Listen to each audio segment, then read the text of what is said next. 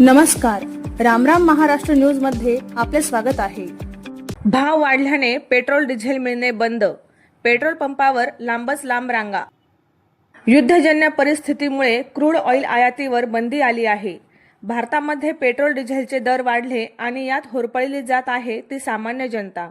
Petrol पंपावर petrol डिझेलसाठी नागरिकांनी गर्दी केल्याचे दिसून येत आहे, तर वाहनांच्या लांबच लांब रांगा लागलेल्या दिसत आहेत। या गाड्या कोणाच्या? हे लोक कोण? तर फक्त सामान्य नागरिक। जगात काही उलथापालथ झाली तर त्याची झळ बसते ती फक्त सामान्य नागरिकांना।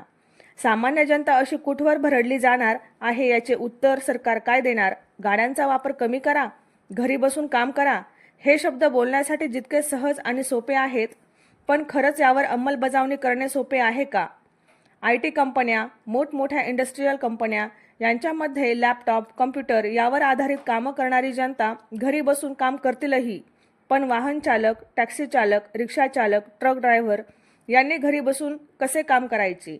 ज्यांचं पोट धावत्या चाकावर आहे त्यांनी या परिस्थितीचा सामना कसा करावा याचे उत्तर कोण देणार? असा सवाल सामान्य नागरिक विचारत आहेत।